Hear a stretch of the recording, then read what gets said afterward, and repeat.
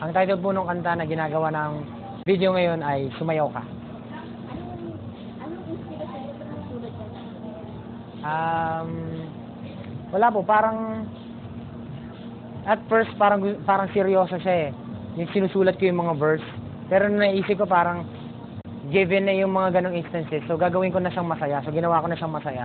So in-incorporate ko yung Sumayaw Ka. So parang kahit na puro kamalasan yung abuti mo, okay lang na sumayaw. Ano ba maraming kantong mga pinagsusulat ka? Yung iba, experiences ko, tapos yung iba din, experiences ng mga kakilala ko, ng mga kaibigan ko, pinagsama-sama ko lang lahat. Tapos ginawa akong tunog humorous. Paano ka sumusulat? Do you play an instrument o paano ba? Yung pong refrain niya, matagal kong inisip kasi hindi ako marunong tumugtog ng instrumento. So, I need to be certain na okay yung melody na naisip ko para dun sa song. So, na kung babagay siya sa kanta. So, ayun. Pero, nag-hit naman po.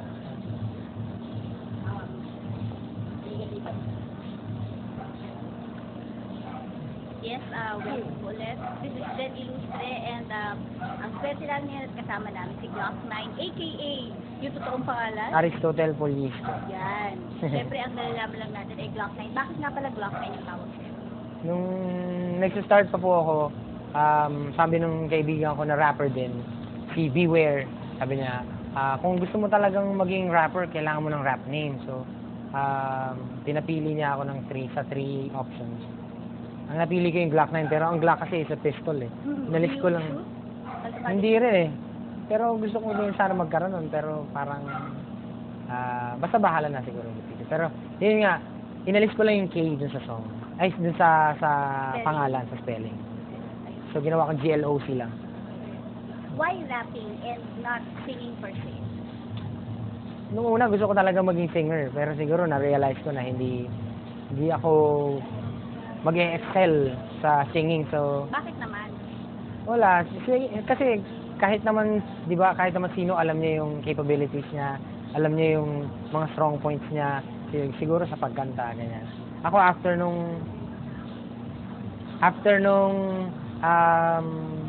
siguro nung time na na-realize ko, siguro, naisip ko, ay, siguro mas effective ako sa rapping kasi mas keen ako sa timing, tapos sa pronunciation of words. Yun.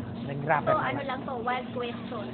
Nung elementary ka ba o high school, nag-aaral ka pa sumasali ka sa balagtasan? Hindi, pero sumasali ako ng mga amateur contest. Ng Singing contest. wala pang rapping. Kaya Wala pa. discover na marunong ka pala mag-rap. High school, siguro mga 12 years old ako. Did you win Pogi points because of your rapping ability? Hindi.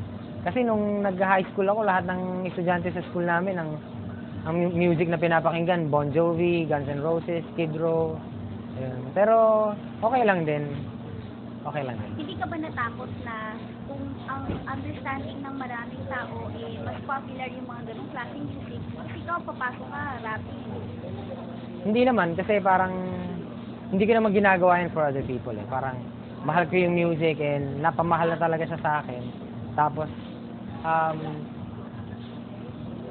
kasi noon pa, ito talaga yung pangarap ko eh. So, parang pinanindigan ko na lang. Prior to rapping and being full-time artist ka ba ngayon or you have another work? Nag-aaral ako. Ng nursing. Uy, ang layo naman. Nursing. Pero, dream mo rin maging nurse.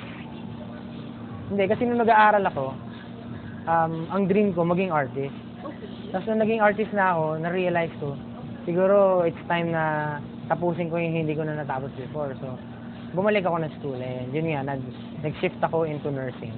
How do you manage your time right now? Na nag-shoot ka ng music video, tapos nagre-recording ka, marami kang shows, at nag-aaral ka. Paanong time management? Medyo mahirap. Mahirap talaga ako, mahirap. Pero ako kasi nasa point na ako na wala na akong option eh. Wala na akong option. Kumbaga hindi ko option yung hindi matapos yung course. So, medyo mahirap. Halimbawa ngayon, dala ko yung mga kailangan ko i-review para sa exam ko tomorrow. So, Exam mo tomorrow?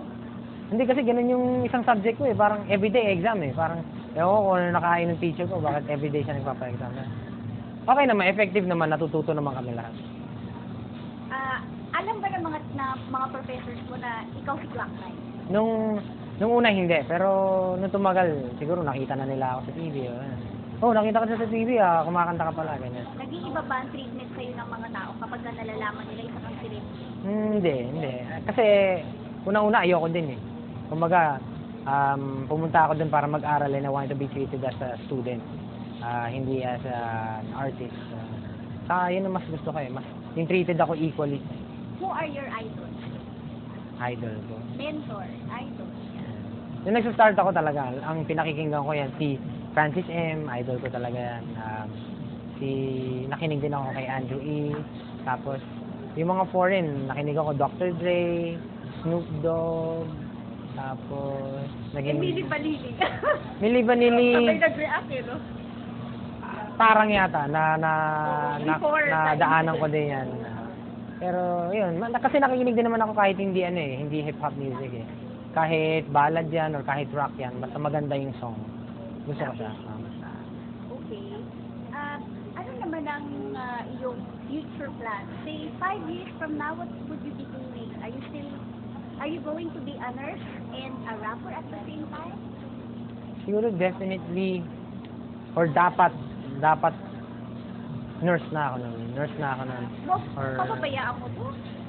hindi, sa totoo nga niyan, feeling ko mas magaling na artist ako kapag natapos ko yung course ko.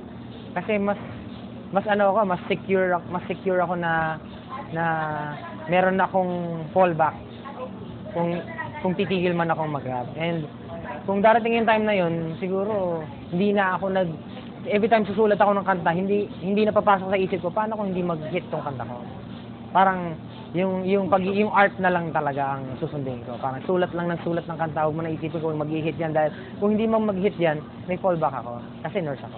Anong masasabi mo sa current state ng ating Filipina music industry?